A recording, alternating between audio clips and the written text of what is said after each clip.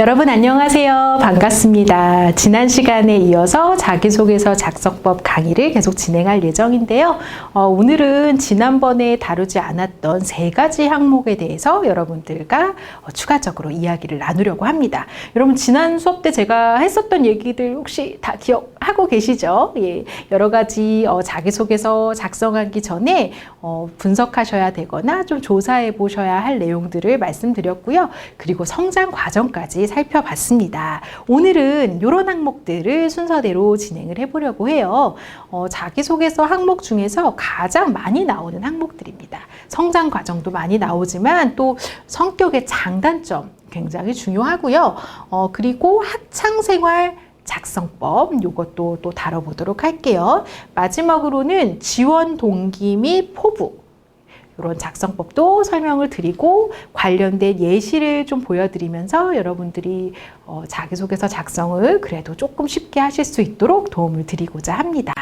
자, 성장 과정을 작성했을 때도 제가 전체적인 어떤 개요를 한번 작성해보자 이런 얘기 보여드렸었는데 기억나세요? 네. 성격의 장단점도 우리가 작성을 시작하기 전에 이렇게 한번 개요를 그려보는 것이 어떨까요? 여러분들 제가 먼저 한번 질문 드리겠습니다. 여러분들의 성격의 장점은 어떤 것이 있습니까? 그래도 전 장점이 좀 없어요 막 이렇게 얘기하고 싶으셔도 여러분들에게 분명히 장점이 있습니다. 1개 혹은 2개 정도 단어로 뽑으실 수 있겠어요? 그게 있다면 한번 가지치기로 마인드 맵으로 한번 그 단어를 한번 작성을 해보시면 좋을 것 같아요. 이 맵을 지금 작성해 보신 분은 장점에 이렇게 적어주셨어요. 의욕이 넘침. 예, 의욕이 넘치는 스타일이시래요. 그래서 별명이 주변에서 저 지치지 않는 에너자이저 이런 얘기 많이 들으신 거죠. 이거를 막 바로 문장으로 쓰면 너무 어렵지만 그냥 이렇게 개요로 적어보는 거예요. 내 별명은 에너자이저. 친구들과 어떤 선생님들 사이에서도 뭐 열정이 있다 이런 얘기를 많이 들었다.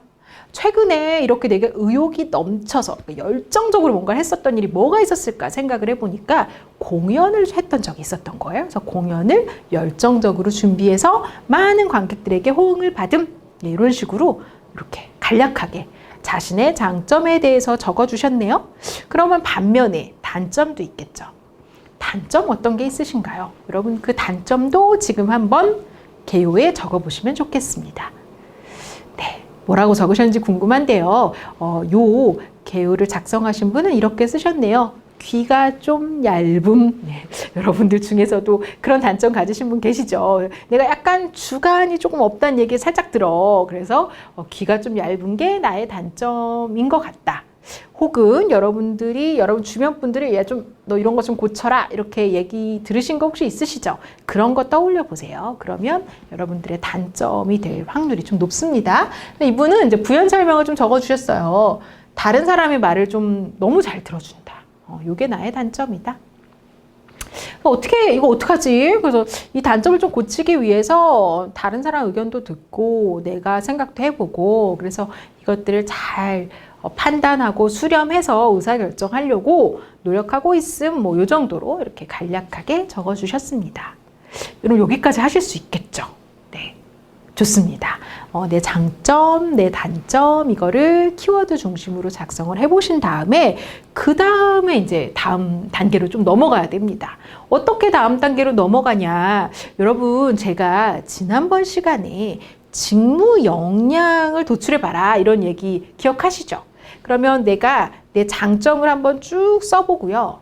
그 다음에 지난 시간에 도출했었던 직무에 필요한 역량들을 쭉 한번 써보는 겁니다. 그럼 그 중에 분명히 있어야 될 텐데 교집합이 있을 겁니다. 내 성격이나 내 성향이나 내가 가진 장점과 이 직무 역량에 필요한 장점 이 2가지가 일치하는 거 그런 거 1개 정도 뽑으시면 그게 바로 자기소개서의 성격의 장점에서 여러분이 어필하실 부분입니다. 나는 내가 이거 쓰고 싶은데요. 나는 A라는 장점을 쓰고 싶은데요. 라고 막 내 마음속에 있을 수도 있어요. 근데 A라는 장점이 내 직무와 내가 지원하려는 직무와는 그렇게 큰 연관성은 없어 라고 한다면 직무에서 필요한 역량과 일치하는 장점을 뽑으셔도 저는 괜찮다고 봐요. 왜냐하면 그래야지만 이 성격의 장단점을 보고 뽑으려는 분들께서 이러한 성향이고 이러한 장점을 가지고 있으니까 이 직무와 좀 잘 맞는 것 같다라는 생각이 드실 수 있겠죠. 네, 한번 이렇게 키워드를 적어보시고 직무 역량과 매칭을 해서 교집합을 찾아보시는 작업 여기까지 하실 수 있겠죠. 네, 그런 다음에 제가 성격의 장단점에 어떻게 작성을 해야 되는지에 대한 포인트를 몇 가지 좀 짚어드릴 테니까요. 이거 들으시면 더 쓰기가 쉬우실 거라고 생각합니다. 한 4가지 정도 말씀드리고 싶어요. 근데 이미 1번은 제가 여러분들께 드린 말씀이에요. 직무 역량을 생각해서 한두 개 정도로 나의 장점을 요약하자. 네. 자, 그럼 요약했다. 그러면 장점을 전체 분량의 한 70% 정도를 충분히 쓰자라는 게 제가 드리고 싶은 두 번째 이야기예요. 무슨 말이냐면 제가 많은 학생분들을 만나서 이렇게 대화를 하다 보면 장점이 뭐예요? 그러면 모르겠는데요 이러시는데 단점이 뭐예요? 이러면은 전 이게 문제고 저게 문제예요 라고 단점을 보다 조금 더 쉽게 얘기하세요. 아무래도 장점을 얘기하는 게 좀 민망하죠. 그쵸? 약간 이렇게 오글오글 돼서 이렇게 손가락 접고 얘기해야 될 것 같고 또 내 입으로 또 내가 내 장점을 막 이렇다라고 얘기하기는 좀 부끄럽기도 하고 이러신 것이 분명히 있다고 생각을 해요. 하지만 자기소개서는 기본적으로 나라는 사람이 이곳에서 일하기에 합당한 사람이다라고 사실 널리 광고를 해도 전혀 이상하지 않는 서류입니다. 그렇기 때문에 여러분들이 이 장단점 항목 중에서 단점을 막 충분히 쓰시기보다는 매우 겸손하고 정직하게 쓰시기보다는 우선은 여러분들에게 좀 관대한 마음을 가지시고 장점을 충분히 어필하시는 것을 저는 추천드리고 싶어요. 그렇다면 상대적으로 단점은 장점의 비중보다는 조금 더 다소 적어도 괜찮겠죠? 이렇게 딱 기계적으로 70%냐, 몇 글자 중에 몇 글자냐 이렇게 해보시진 않지만 제가 여기서 드리고 싶은 이야기는 장점을 충분히 어필하자. 왜냐? 이 직무와 나의 장점을 비교했을 때 나는 이걸 충분히 잘할 수 있는 사람이다를 강조하는 게 중요하기 때문에 장점을 많이 어필하자라는 이야기를 드리고 싶어요. 자, 또한 장점은 예시를 드리는 게 좋습니다. 어떤 예시? 내가 이 장점을 가지고 있다라고 이야기할 수 있는 사례. 단점은 그럼 어떻게 할까요? 아까 그 개요를 쓰신 분이 나는 귀가 얇다. 그러니까 사례를 막 쓰는 거예요. 내 귀가 얇아가지고 누구한테 막 돈도 빌려주고 또 이거는 또 이렇게 했는데 알고 보니 그분이 거짓말을 한 거고 내가 이런 피해를 입었고 이런 단점 때문에 벌어진 내 인생에 어려웠던 점들을 나열하는 게 아니라 단점은 내가 이런 단점을 가지고 있지만 이렇게 고치려고 노력하고 있다. 요 정도면 괜찮습니다. 정리해볼까요? 장점은 예시를, 단점은 극복하고자 하고 있는 노력을 쓴다. 라고 생각을 해주시면 좋을 것 같아요.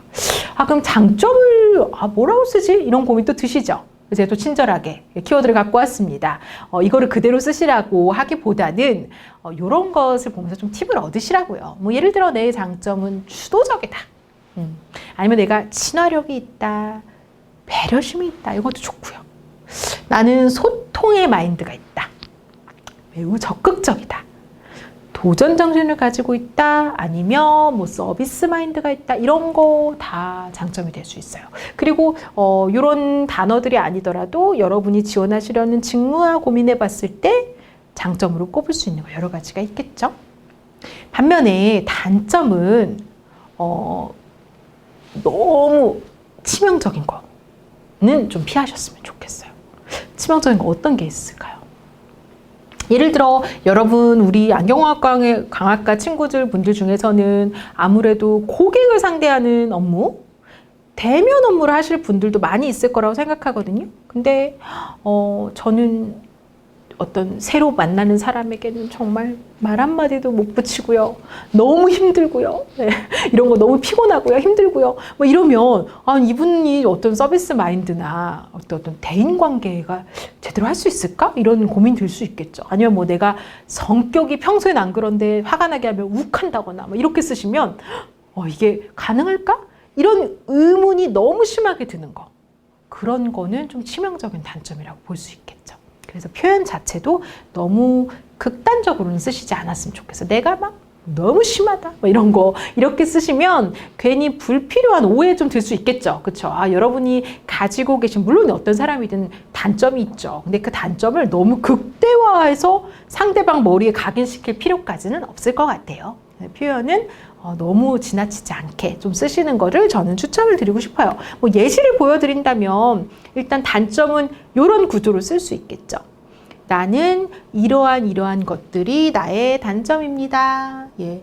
이 단점을 극복하기 위해서 요렇게 노력을 하고 있습니다.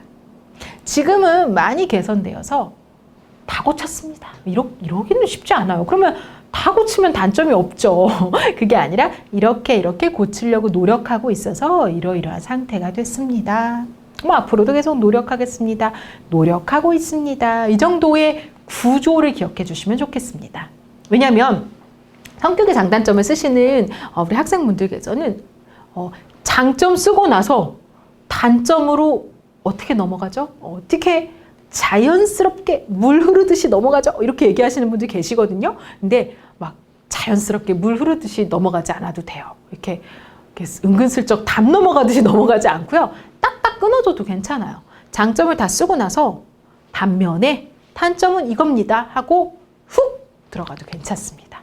이해되시죠? 왜냐면 어떤 분들은 좀 이렇게 자연스러운 글의 흐름 때문에 뭐 장점 썼다, 단점 썼다, 장점 썼다 뭐 이러시기도 하시는데 그러면 오히려 읽는 분들이 더 헷갈리실 수 있어요. 그냥 차라리 분명하게 장점 딱 쓰시고요.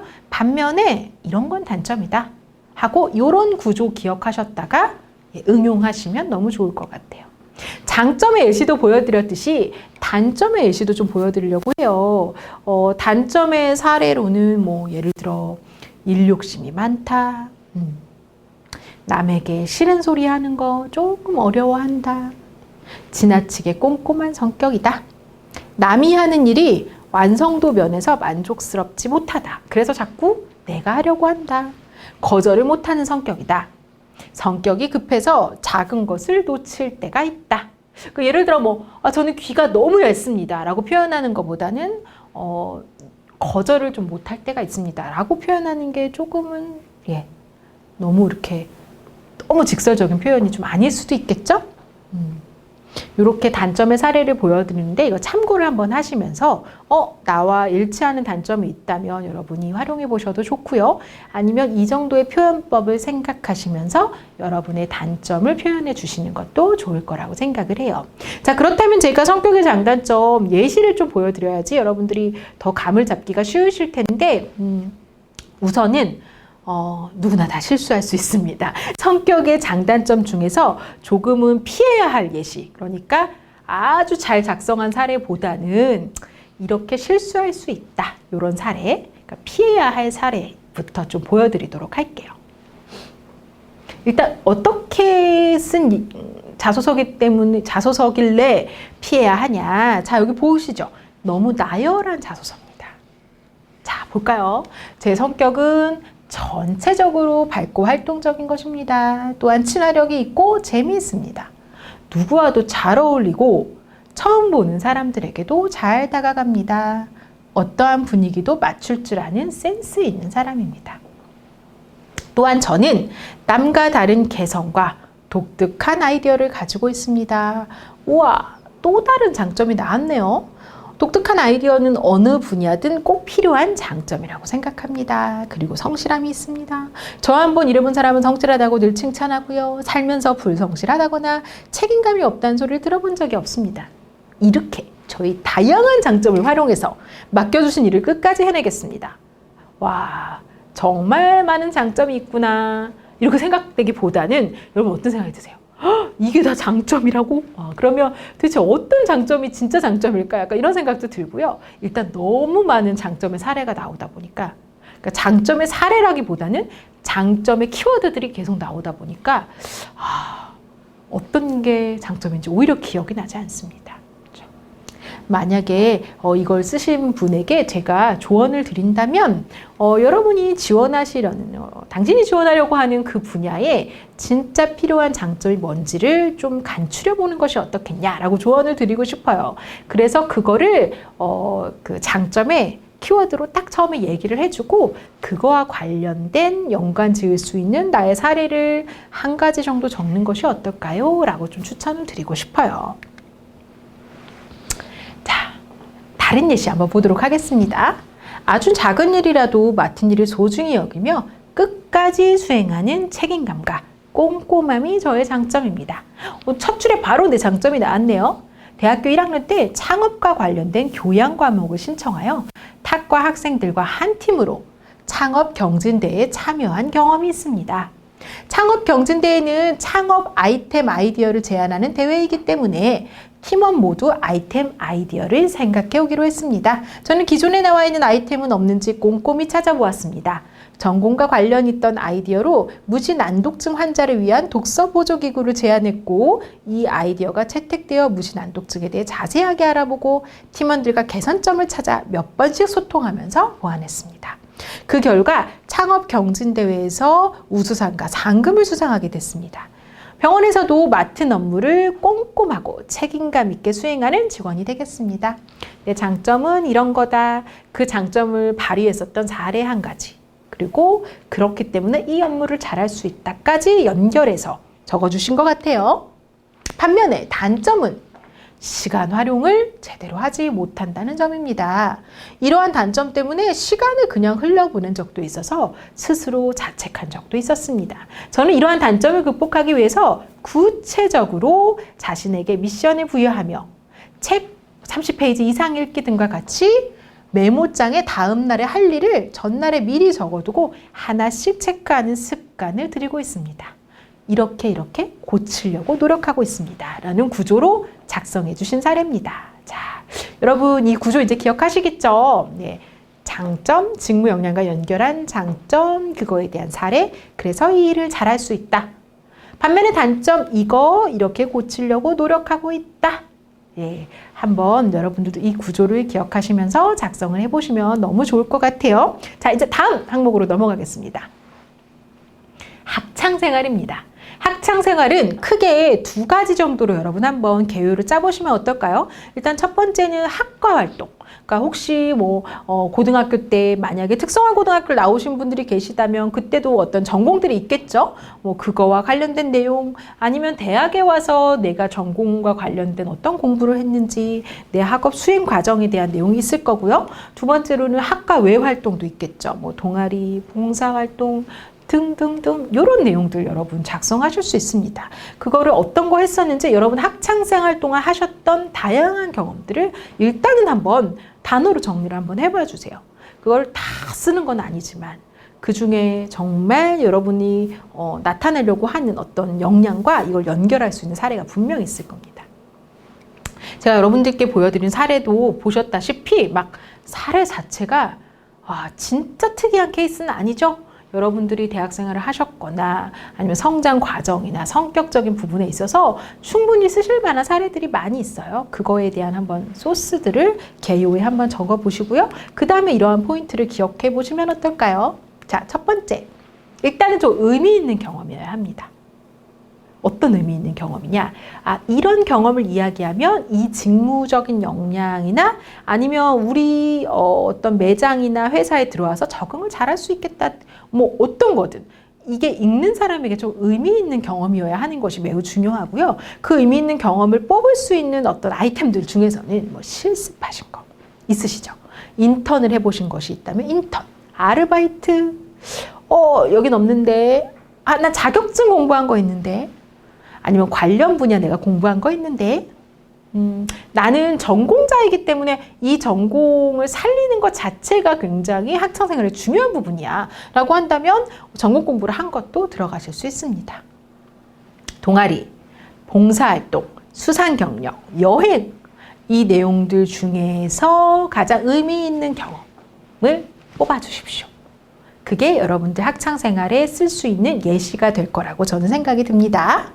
그런 예시를 통해서 여러분들이 뭐 창의력, 이거는 역량에 대한 예시일 뿐입니다. 문제 해결 능력, 뭐 설득력, 아이디어, 리더십, 팔로우십, 뭐 대인관계 역량, 서비스 마인드 이런 등등을 강조하실 수 있고요. 그래서 이런 강조한 키워드를 통해서 내가 이 업무를 실제 현장에서 잘할 수 있다라는 것을 간접적으로 표현할 수가 있겠죠. 자, 예시 한번 보겠습니다. 역시 이분은 실습을 했던 예시를 들어주셨네요. 학교 생활 중에 가장 기억에 남는 것은 4주간의 안경원 임상 실습이었습니다. 직접 고객들을 만나며 안경원의 전체적인 업무를 이해할 수 있었고, 학교에서 배운 내용이 현장에서 어떻게 적용되는지를 알 수 있었던 값진 경험이었습니다.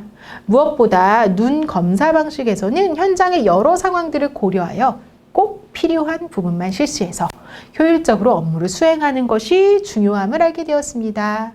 시력 검사를 학교에서 배운 것이 아닌 다른 방법으로 직접 경험해 볼 수 있었습니다. 시력 검사로 안경을 조제 가공한 일뿐만 아니라 고객들이 안경을 불편함 없이 사용하기 위해서는 얼굴에 맞게 조정하고 세척 등의 부수적인 업무를 많이 수행해야 됨도 알게 되었습니다. 또한 안경원에 오시는 고객에게 인사와 기본 응대, 안경 렌즈의 가공, 청소 등을 책임감 있게 수행했습니다. 이 모습을 보신 원장님께서 저에게 어디에서 근무하든 활발하고 친절해서 잘 적응할 것이다 라는 칭찬을 해주셨습니다. 예. 앞으로 뭐 협력하고 정확하고 효율적인 업무를 할 때 이런 것들이 도움이 될 거고 그렇게 할 수 있는 검안사가 되겠습니다 라고 간략하게 마무리를 해주셨네요. 자, 여러분 실습하셨던 내용 있으면 여러분이 그 실습 장소에서 경험하신 건 더 생생한 얘기가 나올 수 있을 것 같아요. 어떤 거 실습, 나도 하고 이 사람도 하고 저 사람이 했던 실습인데 라고 생각하지 마시고 그때의 경험을 잘 학창생활에 녹이시면 매우 훌륭한 사례가 될 거라고 저는 생각이 듭니다. 자, 혹은 내가 이 직무 역량을 가지고 있다는 것을 또 이렇게 표현해 준 사례 또 볼까요? 안경화학과를 전공하면서 다양한 이론과 실습을 경험했습니다. 임상검사와 처방, 임상안과 기기 실습 등을 공부하며 안경사 직업에 대한 흥미를 느꼈습니다. 요런 안경원 실습을 하면서 근무하시는 분들의 전문성에 따라서 서비스의 질이 달라진다는 것을 깨달았습니다.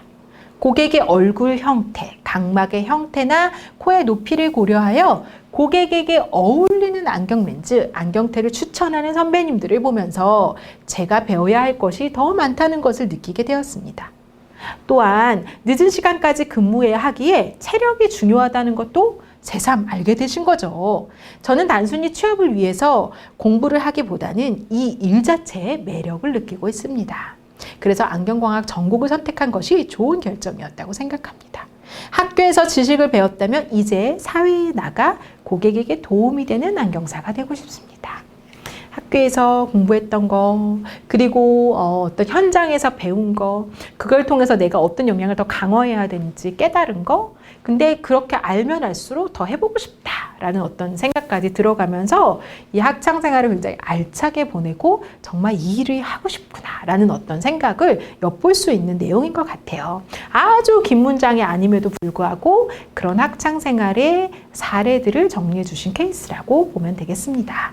자, 이제 여러분들이 좀 많이 어려워하신 부분이기도 한데 지원 동기 및 입사 후 포부, 이것도 우리 끝까지 한번 해보도록 할까요? 지원 동기는 크게 두 가지 내용 들어가면 좋습니다. 내가 지원하려고 하는 회사, 병원, 뭐 매장 이런 곳에 그런 곳을 다 총칭하여 조직이라고 제가 얘기할게요. 그 조직을 선택한 이유. 그리고 두 번째는 내가 그 직무를 선택한 이유. 왜냐면 여러분이 만약에 이제 안경사가 지원하는 직무라고 한다면 안경광학과를 졸업하고 당연히 그 일을 하려는 거는 뭐 납득이 되죠. 근데 왜 하필 우리 병원이야?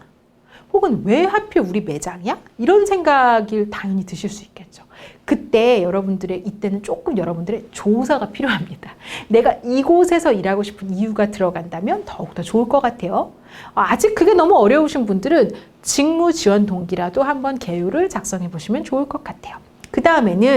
그 다음에 포부가 들어가야죠. 내가 실제로 입사를 한다면 나는 이렇게 하겠다. 그러니까 이건 어떻게 보면 나의 경험보다는 나의 목표나 앞으로의 계획 이런 게 더 가까울 것 같아요. 포부가 뭐냐 이렇게 물으시는 분 계신데 뭐 계획, 나의 목표, 앞으로 나의 이 커리어를 통해서 이루고 싶은 꿈 이런 게 포부가 될 수 있다라고 말씀을 드리고 싶어요. 조금 더 구체적으로 알아볼까요? 네, 자, 총 4가지가 있는데요. 일단 첫 번째, 지원 회사와 직무의 요러요러한 점이 마음에 들어서 제가 지원을 합니다. 요게 좀 처음 앞부분에 들어가야 될 것 같고요. 나는 이런 게 마음에서 들어서 지원을 했는데 사실 저도 이런 역량이 있거든요. 요거 여기 들어가야 됩니다. 그러니까 내가 이런 게 마음에 들고 저게도 마음에 들고 이것도 마음에 듭니다 하고 끝나는 게 아니라 나는 이런 게 마음에 들어서 여기 선택했고 나는 이런 부분이 있으니까 한마디로 지금 읽으시는 여러분들도 나를 선택해도 좋다라는 걸 강조하는 거죠. 그리고 나는 입사 후에 이렇게 일할 수 있어요. 이런 목표 들어가는 거죠. 내가 입사 후에 뭐 3년 뒤, 5년 뒤, 10년 뒤는 저 이렇게 할 거예요. 꼭 3, 5, 10 이거 아니더라도 첫째 난 이렇게 할 거고 둘째 이렇게 할 거예요. 이런 어떤 여러분들의 결심, 목표 이런 게 들어가면 아 이분이 그냥 수많은 여러 곳 중에서 그냥 직장 중에서 역을 선택했구나 정도가 아니라 아, 이곳에서 정말 꾸준히 일하면서 자기의 커리어를 쌓아갈 사람이구나라는 좀 신뢰가 상대방에게 생길 수 있습니다. 단 이런 미래에 대한 포부를 작성할 때 조금 주의해야 될 거는 저 조금 다니다가 대학원 갈 건데요. 아니면 저 조금 일하고 나서 제가 개업할 건데요. 뭐 이러면은 어떤 생각이 들까요? 이 사람 조금 일하다가 퇴직하겠구나. 그러니까 입사도 하기 전에 내 퇴직 의사를 밝혀버리는 거죠. 그러면 물론 이제 우리에게 다 계획이 있죠. 계획이 있겠지만 뽑기가 조금 마음에 두려움이 생기죠. 왜냐면 뽑았다가 이렇게 훈련도 시키고 같이 열심히 일해야 되는데 또 그만두고 이러면 또 사실은 그 뽑는 곳 입장에서는 그런 거 좀 어려울 수 있거든요. 그러니까 퇴직해야지만 가능한 그런 미래 계획을 쓰시면은 그런 건 지양을 해주세요. 그러면은 너무 많은 또 추측이 들어갑니다. 그리고 혹은 저는 딱히 목표는 없습니다. 혹은 그렇게 성장에 대한 큰 욕심은 없습니다. 이렇게 좀 쓰시기보다는 여러분의 커리어에 있어서 어떻게 성장하고 싶은지 이런 목표를 좀 쓰시면 좋겠죠. 왜냐하면 또 목표가 있고 성장 계획이 있으시는 분들이 일도 열심히 하실 수 있기 때문에 이런 거를 포부를 쓰실 때는 좀 주의해 주시면 좋을 것 같아요. 자, 지원동님의 포부 예시 이제 검안사 쪽으로 작성하신 거 한번 보도록 하겠습니다. 안경광학과에 처음 입학할 때는 막연하게 안경원에서만 안경사로 업무를 하는 줄 알았습니다. 그런데 2학년 때 어떤 교과목에서 처음으로 세극등 현미경을 시작으로 3학년 2학기 때 안과기기 강의에서 시야 검사기, 대비감도 검사기기 등 많은 안과기기들을 접할 수 있는 그런 전공을 통해서 이걸 익힌 거죠. 이렇게 많은 안과기기들이 있다는 것을 처음 알게 되었고 더욱 안과 쪽에 관심이 갔습니다. 눈 외적으로 단순 시력 검사뿐만 아니라 눈 속을 검사함으로써 눈이 불편하신 분들의 고충을 더욱 세밀하게 이해할 수 있겠다는 생각이 들어서 지원하게 됐다. 그리고 그래서 검안사가 되고 싶다라는 어떤 목표가 생기게 됐다. 계속해서 이어집니다. 근데 나의 역량이 나오네요. 저는 실습 및 아르바이트를 통해서 효율적인 소통 방법을 배웠습니다. 그리고 유치원 시력검사 봉사활동을 통해서 전공을 직접 활용하면서 어린이들의 시력검사를 하며 업무에 자긍심과 뿌듯함을 느낄 수 있었습니다. 이를 바탕으로 신뢰감 있는 검안사가 되겠다 이런 내용 나와 있네요. 이를 위해서 선배님들의 가르침을 수용하고 친화적으로 이제 계획인 목표가 나오네요.